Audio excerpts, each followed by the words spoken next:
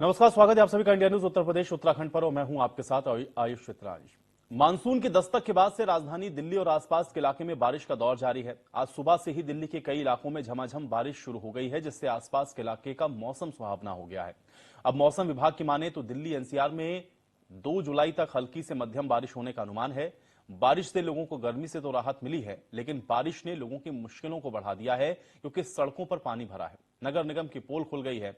इस वक्त हम आपको 6 तस्वीरें दिखा रहे हैं। पहली तस्वीर देश की राजधानी दिल्ली की है, जहां पर बारिश से सड़कों पर पानी भरा है। दूसरी तस्वीर आपको दिखा रहे हैं जो कि गाजियाबाद की है, जहां पर नगर निगम की लापरवाही साफ तौर पर दिख रही है।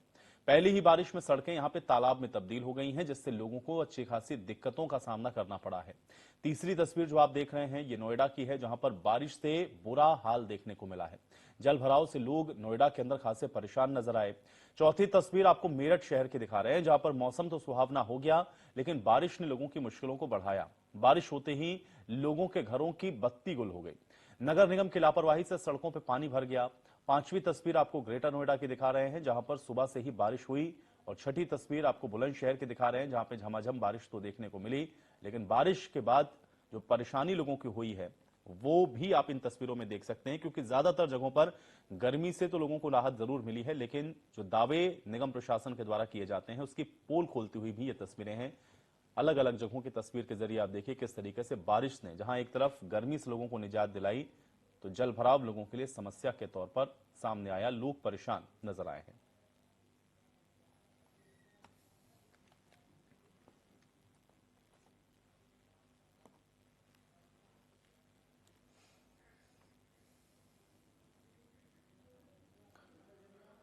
तो ग्रेटर नोएडा में झमाझम बारिश के बाद सड़कों पे लंबा जाम लग गया, जिससे कई घंटों तक लोग जाम में फंसे रहे। और इसी को लेकर के देखिए इंडिया न्यूज संवाददाता की ये खास रिपोर्ट।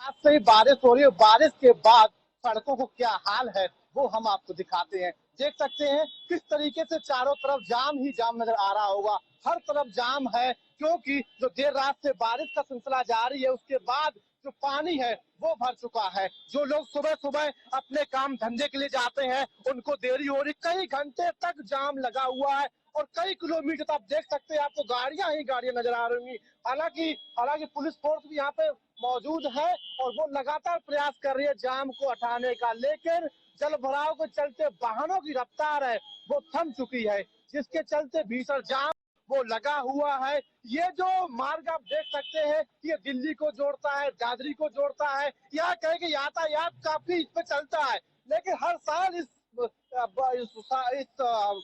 सड़क पर भारी बारिश के बाद जल भराव हो जाता है। हर साल का यही हाल है, हर बार पानी भरता है यहाँ पे। हर बार जितनी बार बारिश होती है पानी यहाँ पर भरता है।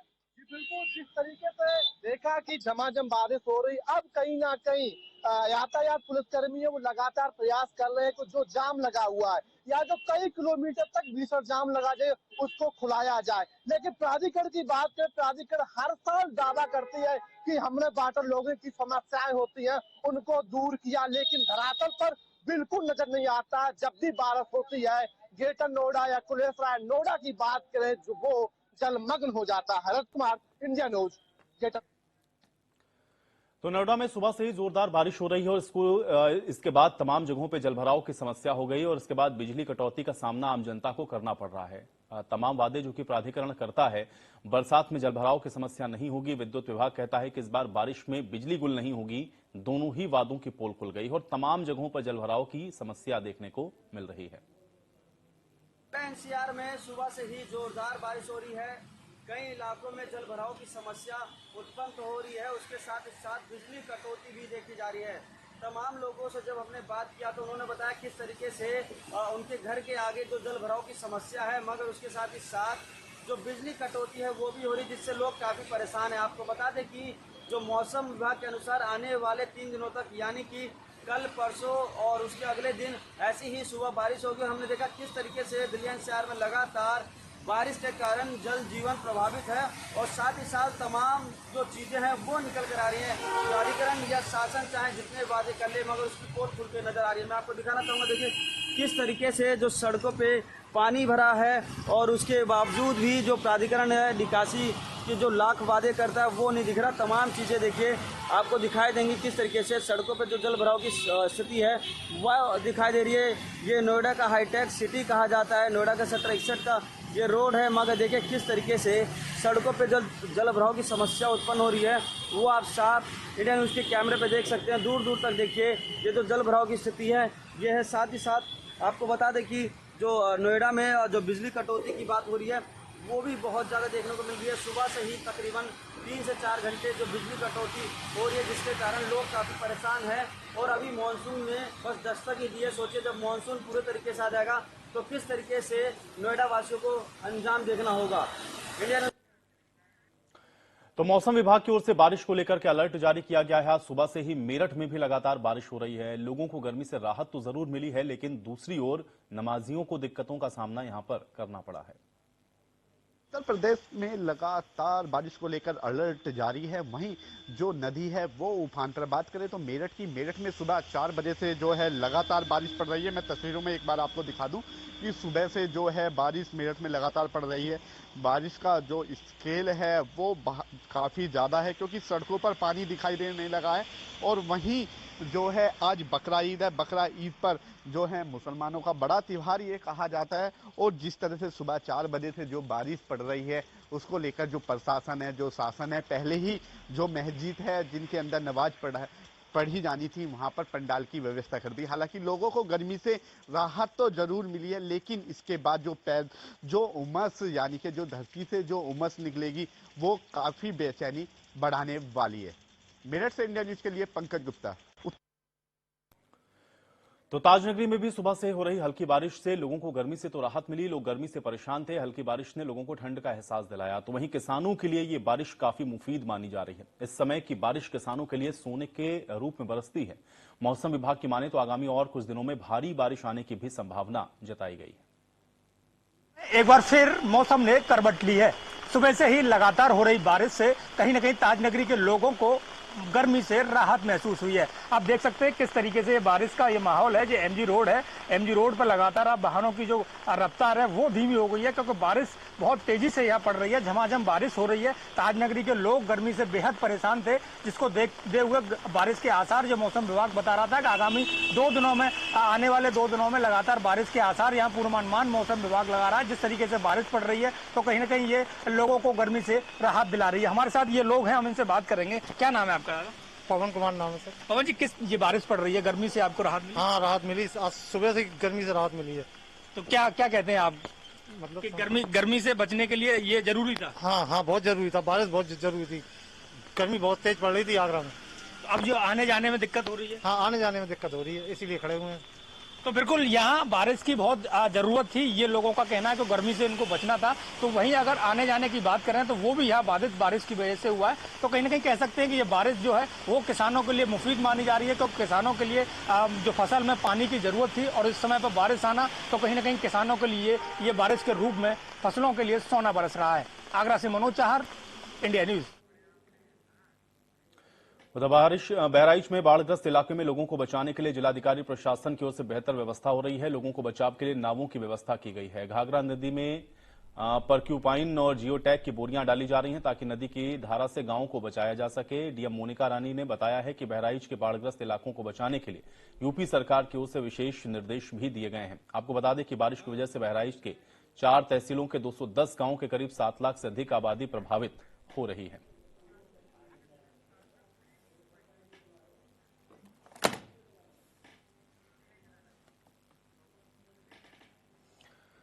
तो बाढ़ग्रस्त इलाके में रहने वाले लोगों को बाढ़ के पानी से बचाने के लिए घाघरा नदी में परक्यूपाइन और जियोटैग की बोरियां डाली जा रही हैं। इसको लेकर के हमारे सहयोगी की ये रिपोर्ट देखिए।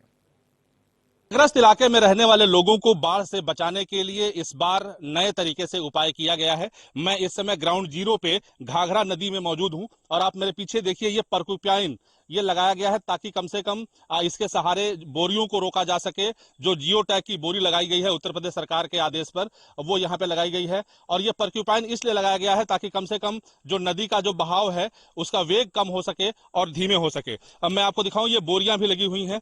इन्हीं बोरियों के सहारे नदी के वेग को रोका जाना है ताकि कम से कम जो बाढ़ग्रस्त के रहने वाले जो लोग हैं उनको बचाया जा सके। हमारे साथ यहाँ पे कुछ लोग हैं, इस इलाके के रहने वाले लोग हैं। इनसे पूछ लेते हैं कि इस बार जो कार्य हुआ है इससे ये कितना संतुष्ट हैं। इस बार जो ये काम जो हो रहा है, जो बंधा बन रहा है, इससे आप लोग कितना संतुष्ट हैं? बहुत संतुष्ट। माननीय विधायक जी डीएम बहराइच के द्वारा बनवाया गया है और इस बार इस बार अगर नहीं कटेगा तो गांव वालों को संतुष्ट बच जाएगा गांव। चाचा जी, आप क्या कहना चाहेंगे? जी, इस स्टेप से जो है मजबूती आएगी और जो है इस पर और जियो की बोरी लग जाए तो बहुत अच्छा रहेगा। हर बार आप लोग बाढ़ से प्रभावित होते थे, तो क्या लगता है कि इस बार कुछ आप लोग बच सकेंगे? हाँ, कुछ है उम्मीद की बच जाएंगे हम लोग। निश्चित तौर पे मैं आपको बताऊं कि जिस तरीके से हमेशा बाढ़ की वजह से लोग यहाँ के प्रभावित होते थे, तकरीबन 200 गांवों की 7 लाख से अधिक की आबादी बाढ़ से प्रभावित होती थी। लेकिन इस बार प्रशासन ने कुछ ऐसा किया है कि ताकि कम से कम लोग बाढ़ से प्रभावित हों। देखने वाली बात यह होगी कि जब इस नदी का बहाव तेज होगा, इस नदी का वेग तेज होगा, तो उस समय ये बंधे कैसे रुकते हैं और ये गांव वाले कैसे बच पाते हैं, क्योंकि प्रशासन का दावा है कि इस बार हम इनको जरूर बचाएंगे। Sanjay Mishra, India news, Bahraich. तो वहीं जिलाधिकारी मोनिका रानी से भी इंडिया न्यूज संवाददाता ने खास बातचीत में क्या कुछ कहा, आइए आपको सुनवाते हैं। मौसम में जनपद बहराइच की 4 तहसीलों के 200 से अधिक गांवों के तकरीबन 7 लाख से अधिक की आबादी प्रभावित होती है।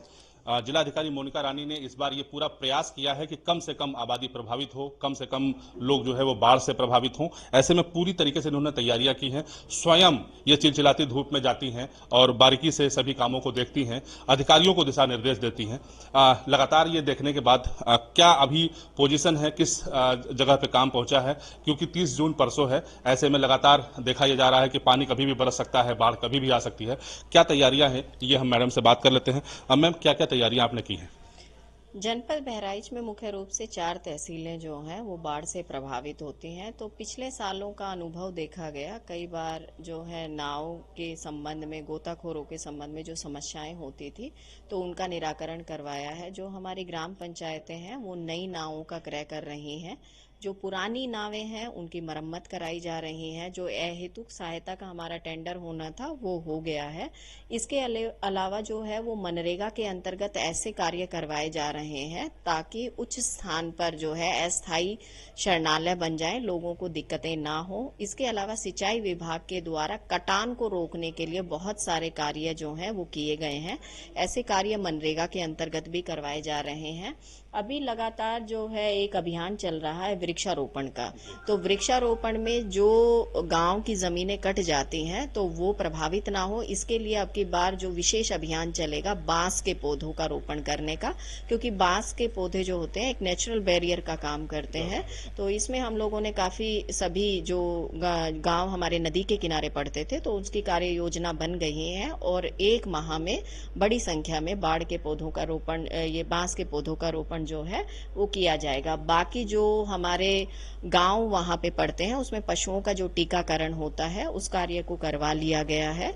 इसके अलावा जो नीचे हमारे बीडीओ हैं, अन्य संबंधित अधिकारी हैं, उनको सेंसिटाइज कर दिया गया है। सुनिश्चित किया जाएगा कि स्वास्थ्य से रिलेटेड हो, पशुपालन से रिलेटेड हो, राजस्व से रिलेटेड हो, जनता को किसी प्रकार की परेशानी ना हो। क्या सभी को अलर्ट रहने का भी आपने निर्देश दिया है, क्योंकि पानी पहाड़ों पे बारिश हो रही है, कभी भी जो पानी का जो स्तर है वो बढ़ सकता है, तो क्या इसके लिए लोगों को अलर्ट भी रहना चाहिए? इसमें हमारे सिंचाई विभाग, राजस्व विभाग पूरी तरीके से अलर्ट है। जो हमारे आसपास के क्षेत्रों की स्थिति है उसको लगातार निगरानी किए हुए हैं, नेपाल की स्थिति को भी ध्यान में रखे हुए हैं।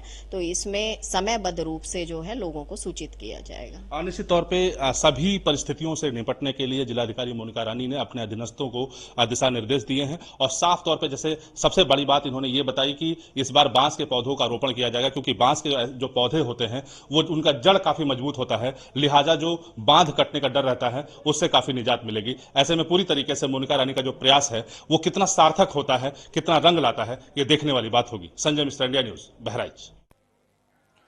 तो गोरखपुर से सटे तमाम जिले बरसात के चलते बाढ़ की चपेट में आ गए हैं और तमाम आशियाने तिनके की तरह बहते हुए नजर आए हैं। लेकिन हर बार इस भयावह तस्वीर को देखने के बाद कोई मुकम्मल व्यवस्था नहीं होती है, सिर्फ और सिर्फ कागजों में ही ये दफन होकर के रह जाती है। इस बार बांधों के हालात क्या हैं, उसकी हकीकत देखने इंडिया न्यूज की टीम निकली है। कई बांधों का निरीक्षण किया है, आप भी देखिए। लहसड़ी के बाद हम पहुंचे हैं डोमिनगंज बंधे पे और ये वो जगह है जहां पर जब राप्ती नदी अपने उफान पे आती है तो ये पूरा पानी लबालब भर जाता है और जितनी भी आपको दूर तलक तस्वीरें नजर आ रही हैं वो सब राप्ती के आगोश में समा जाती हैं। अब ऐसे में आप देखिए कि ये जो रेनकट है वो पूरी तरह से जहां से मैं चढ़ रहा हूं, ये आप देखिए कि पूरी तरीके से ये ऑलरेडी पहले से ही धंस गया है। ये पूरा पिलर छोड़ रहा है, जबकि अभी ये नया करोड़ों की बजट से लगा करके ये बनाया गया होगा। और आप देखिए कि ये पूरा पिलर छोड़ करके मट्टी पूरी पानी में बह चुका है। यानी इसी तरीके की तस्वीर जहां तलक आप देखेंगे। और ये सामने देखिए कि इतना बड़ा होल है और पूरी तरीके से सड़कें गड्ढे में तब्दील हैं और पूरी तरीके से जो मिट्टी है धस रही है। और अभी से आलम यह है कि पूरी तरीके से अगर बाढ़ या राप्ती अपने रौद्र रूप में आ जाए तो आप समझिए कि इसको काटने में बहुत ज्यादा वक्त नहीं लगेगा और इस पार से इस पार तक केवल आपको पानी ही पानी नजर आएगा। पूरे आसियाने लोगों के डूबते हुए नजर आएंगे। ये तस्वीर है लहसड़ी के बाद डोमिनगढ़ के। अब ऐसे में आप समझ सकते हैं कि किस तरीके की तस्वीर है। करोड़ों रुपए शासन के सरकार के बजट के रूप में लगाए जाते हैं इनको दुरुस्त करने के लिए, लोगों के आसियाने को बचाने के लिए, लोगों की जिंदगियों को बचाने के लिए। लेकिन जब प्रशासन और अधिकारियों की लापरवाही का तस्वीर ये नजर आएगा तो निश्चित रूप से जो तस्वीर है, जो रौद्र रूप आएगा तो वो तस्वीर अपने आप में भयानक मंजर होगा। अब ऐसे में सबसे बड़ा सवाल ये उठता है कि आखिर वो करोड़ों रुपए कहां जाते हैं? कागजों में ही दफन हो जाते हैं, ग्राउंड जीरो तक क्यों नहीं पहुंच पाते? कैमरा पर्सन बंटी के साथ सुशील कुमार, इंडिया न्यूज, गोरखपुर। वहीं बारिश कुछ जमकर बरस गई तो आप सोचिए कि ये मिट्टी महज कुछ ही मिनटों में बह जाएगी। और अगर राप्ती ने रौद्र रूप धारण कर लिया तो फिर तस्वीरें कैसी होंगी, इसका अनुमान आप बखूबी लगा सकते हैं। इस खस्ता हाल बंधे का ग्राउंड जीरो से जायजा हमारे संवाददाता सुशील ने लिया है, आप ये रिपोर्ट देखिए। दस्तक दे दी है। तेज बारिश और बाढ़ की वजह से लोगों की परेशानी बढ़ने लगी है। यह अलग बात है कि गोरखपुर में अभी उस तरीके की न बारिश हुई है और न बाढ़ की स्थिति है, लेकिन उसके बाद भी जो आपको पानी नजर आएगा राप्ती का, वो आप देख सकते हैं कि कहां तक है। और ऐसे में शहर का भी पानी इसमें जाता है और अभी जब ये उफान पे होगा तो आप स्थिति समझ सकते हैं। और ऐसे में हम आपको बंधे की अगर तस्वीर दिखाएं तो आप देखिए बंधे के हालात कैसे हैं। ये शहर से एकदम सटा हुआ बंधा है, लहसड़ी बंधा कहा जाता है इसे। और आप देखिए कि जो भी बोल्डर्स पड़े हुए बोल्डर्स पूरी तरीके से खत्म हो चुके हैं, बिखरे पड़े हैं। और जो पाइपें हैं जो शहर से पानी निकालने वाले वो भी जर्जर हो चुके हैं। चारों तरफ पेड़ और केवल मिट्टी का आपको नजर आएगा। बाकी जितने भी देखिए सामने वो आपको जर्जर नजर आएगा। पूरा नीचे से सीमेंट छूटा हुआ, ईंटें गायब हैं। और पूरी तरीके से देखिए आपको रेनकोट नजर आएगा। और पूरी तरीके से जहां मैं खड़ा हूं आप पूरी तरह से देखेंगे ये बंधा है, लेकिन बंधे की स्थिति आप देखिए कि बस से बदतर हो चुका है। केवल कूड़े और मिट्टी से जो है ये पटा हुआ आपको बंधा नजर आ रहा है। चारों तरफ ईंटें टूटे हुए हैं। और ऐसे में अगर बाढ़ यहाँ या राप्ती अपने उफान पे आती है तो तस्वीरें क्या होंगी उसका अंदाजा आप सहज ही लगा सकते हैं। ये तस्वीर केवल एक जगह की नहीं बल्कि आगे और भी चलेंगे हम अलग अलग जगहों पर, तो वहां भी इसी तरीके की तस्वीर आपको देखने को मिलेगी। अब ऐसे में ये आलम केवल शहर से सटे हुए लहसड़ी बंधे का है और बाकी बंधों के हालात भी लगभग यही होंगे। और ऐसे में करोड़ों रुपए इन बंधों की मरम्मत को लेकर खर्च किए जाते हैं और शासन से सख्त निर्देश दिए जाते हैं। उसके बाद भी शायद यहाँ के अधिकारियों के जहन पे असर नहीं पड़ता है और तस्वीरें उसी तरीके से नजर आती हैं। और जब पूरी तरीके से नदियां उफान पे हो जाती हैं और तांडव मचाती हैं तब जाकर के इन्हें होश आता है और ये आनन फानन में बोल्डर रख करके और तमाम व्यवस्थाएं करने में मसरूफ हो जाते हैं। लेकिन अगर समय रहते ये सारी व्यवस्थाएं हो जाएं तो तमाम तरह की परेशानियों से बचा जा सकता है। Sushil Kumar, India news. तो अलग अलग जगहों का आपने हाल देख लिया, ग्राउंड जीरो रिपोर्ट भी आपने देख ली, लेकिन मौसम विभाग ने क्या चेतावनी जारी की है बारिश को लेकर के एक बार आपको ग्राफिक के जरिए ये भी बता देते हैं। तो यूपी के पश्चिमी जिलों में रुक रुक करके बारिश हो रही है। बारिश को लेकर के चेतावनी मौसम विभाग की तरफ से जारी की गई है। इसके अलावा 48 जिलों में तेज हवाओं के साथ बारिश का अलर्ट जारी किया गया है। ये 48 जिले हैं 75 में से जहां पर अलर्ट है। मेरठ, बिजनौर, गाजियाबाद ये ऑरेंज अलर्ट में है। इसी तरह से हापुड़, संभल, मुरादाबाद, लखनऊ यहां पर भी ऑरेंज अलर्ट जारी किया गया है। हरदोई, फर्रुखाबाद, कन्नौज, चित्रकूट यहां पर भी ऑरेंज अलर्ट है। इसी तरह से बांदा, महोबा, हमीरपुर, हरदोई ऑरेंज अलर्ट में है। उन्नाव, कानपुर नगर, कानपुर देहात ऑरेंज अलर्ट में शामिल हैं। जौनपुर, अयोध्या, बाराबंकी, अमेठी यहां पर येलो अलर्ट बारिश को लेकर के जारी किया गया है। रायबरेली, फतेहपुर, कौशाम्बी, ललितपुर ये वो जिले हैं जो कि येलो अलर्ट में हैं। मिर्जापुर, औरैया, सोनभद्र, झांसी और जालौन, बहराइच, लखीमपुर खीरी, सिद्धार्थनगर इनको भी येलो अलर्ट में रखा गया है। बलरामपुर, गोंडा, बहराइच, औरैया, इटावा ये भी येलो अलर्ट वाले जिले हैं। इसी तरह से सीतापुर, बस्ती, गोरखपुर यहां पर भी मौसम विभाग ने येलो अलर्ट जारी किया है।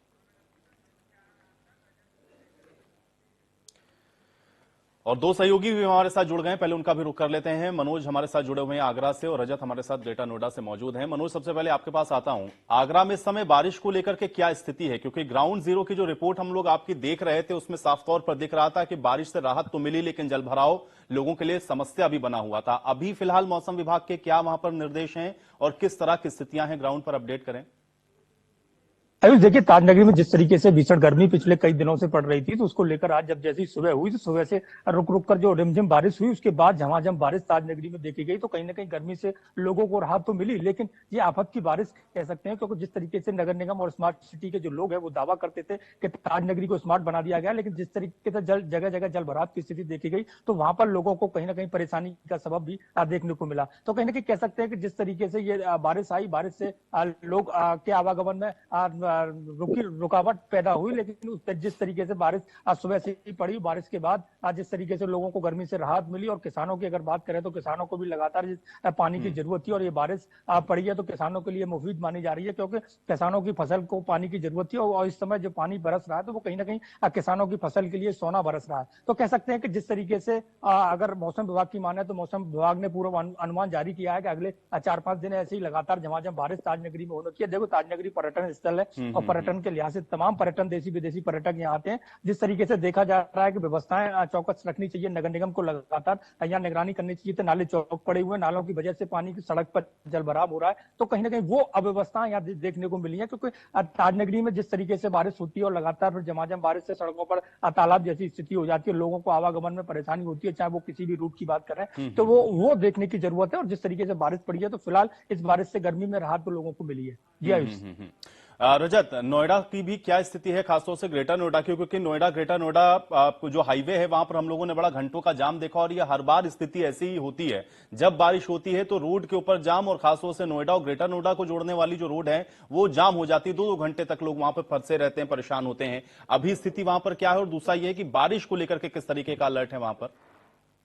देखिए, बिल्कुल जिस तरीके से मौसम विभाग ने अलर्ट किया था कि आने वाले समय में बारिश होगी, बारिश हुई। देर रात से बारिश लगातार जारी है और अभी कुछ ही समय पहले बारिश थमी है। बारिश के दौरान नोएडा, ग्रेटर नोएडा के जो हाईवे थे, जो कस्बा क्षेत्र थे, वहां पर भीषण जाम लगा। तो लगभग 3 से 4 घंटे तक भीषण जाम है वो लगा है। ऐसे में देखा ये जा रहा है कि कुछ जो क्षेत्र या जो ग्रामीण क्षेत्र है, जो हालांकि प्राधिकरण देखरेख करती है, तो उन क्षेत्रों में ज्यादा जल भरा हुआ है। लगभग कुलेसरा की बात करें या जो Noida greater Noida express way की बात करें, वहां पर जल भराव के बाद भीषण जाम भी लगा हुआ है। तो ऐसे में हालांकि प्राधिकरण लाख बातें करती है कि हमने जो वाटर लोगों की समस्याएं थी वो दूर की है, लेकिन जब बारिश होती है, बारिश की शुरुआत में भी स्थिति है वो काफी भयानक हो जाती है। तमाम जो क्षेत्र है, अगर हम फैक्ट्री एरियो की बात करें तो वहां भी जल भरा हुआ है, फैक्ट्रियों के अंदर पानी भरा हुआ है। तो कहीं ना कहीं जो बजट था वो कागजों में रह जाता है, धरातल पर कुछ भी काम है वो नजर नहीं आ रहा है। कुलेसरा की बात करें, तकरीबन 2 से 3 घंटे तक लोग भीषण जाम में फंसे रहे। वजह ये थी कि भारी बारिश हुई, बारिश के बाद जलभराव हुआ। जलभराव के चलते जो पानी था उसकी निकासी नहीं थी, जिसके चलते जलभराव हुआ, तब फिर भीषण जाम लगा है। हालांकि अब स्थिति सामान्य है, बारिश से वो थम चुकी है। कहीं ना कहीं अब बड़ा सवाल ये खड़ा होता है, जो लाखों करोड़ रुपए जो बजट पास किया गया था सीवर को ठीक करने के, नालियों को ठीक करने के लिए, आखिर वो बजट कहाँ गया? वो धरातल पर क्यों नजर नहीं आ रहा है? क्या वो कागजों में ही बजट पास किया जा रहा है? कहीं ना कहीं बारिश हो रही है तो आने वाले समय में अगर बारिश और और हुई तो जाहिर सी बात है नोएडा ग्रेटर नोएडा के हालात हैं वो देखने वाले होंगे, क्योंकि हर बार यही स्थिति हो जाती है। नोएडा ग्रेटर नोएडा क्षेत्र है वहां पर जलभराव है वो भारी मात्रा में देखा जा रहा है, चाहे हाईटेक सिटी की बात करें, चाहे जो ग्रामीण क्षेत्र की बात करें, चाहे नोएडा की बात करें, तो चारों तरफ हाईवे पर भी जलभराव होता है, जो गोल चक्कर के आसपास भी जलभराव होता है। कहीं ना कहीं जलभराव से जो पब्लिक है वो ज्यादा परेशान होती है, जाम की स्थिति बनती है, साथ ही जो घरों में पानी भर जाता है तो पानी के अंदर घुसकर लोग निकलते हैं। लेकिन रजत, इसको लेकर प्रशासन का कहना क्या है? क्योंकि प्रशासन तैयारियों की तो बहुत सारी बातें करता है, हर बार हम लोग देखते हैं कि ये दावे भी किए जाते हैं कि इस बार इस तरह की स्थिति नहीं बनेगी या हम अगली बार की बरसात तक इसको सही कर देंगे, लेकिन वो दावे ग्राउंड पर नजर क्यों नहीं आते हैं? क्या प्रशासन की उदासीनता है या फिर वो काम इतने पेचीदा है कि उसको करने में समय लग रहा है? ये होता क्यों है हर बार और साल दर साल ऐसी ही तस्वीर क्यों होती है रजत? देखिए बिल्कुल लगातार बजट पास किए जाते हैं, नालियों का निर्माण किया जाता है, हर साल किया जाता है। ये नहीं कि एक ही क्षेत्र हो, जो भी क्षेत्र हो नोएडा ग्रेटर नोएडा का, अगर हल्की बारिश भी होती है तो वहां पर जलभराव हो जाता है। आखिर बजट पास किया जाता, मरम्मत क्यों नहीं होती है? क्या जो निकासी हो की जा रही है, क्या वो जो ढलान के माध्यम से नहीं की जाती, जिससे जो बारिश हो वो किसी एक जगह पर जाए जहां का जो बड़ी बड़ी नालियां होती वहां पर पहुंच सके? तो कहीं ना कहीं लापरवाही भी कहेंगे कि जो शुरुआत में ही जब नोएडा ग्रेटर नोएडा का जब बसावट हो रही थी उसी दौरान से ही जो सिस्टम होता है, जो नक्शा पास किया जा रहा था, क्या उस दौरान उस नालियों को देखकर नहीं बनाया गया था कि आखिर अगर बारिश भविष्य में होती है तो आखिर इसका पानी है वो कहाँ जाएगा? उसी के प्रकार से ही ढलान है वो बनाना चाहिए था, लेकिन ढलान है वो गलत बनाया गया, जिसके बाद कहीं ना कहीं जलभराव हो जाता। जलभराव के बाद जो जाम की स्थिति है वो नोएडा ग्रेटर नोएडा में देखी जाती है। फिलहाल स्थिति है वो सामान्य हो चुकी है, जाम है वो खुलवाया जा चुका है। चलिए रजत, बहुत शुक्रिया इस बातचीत और जानकारी के लिए।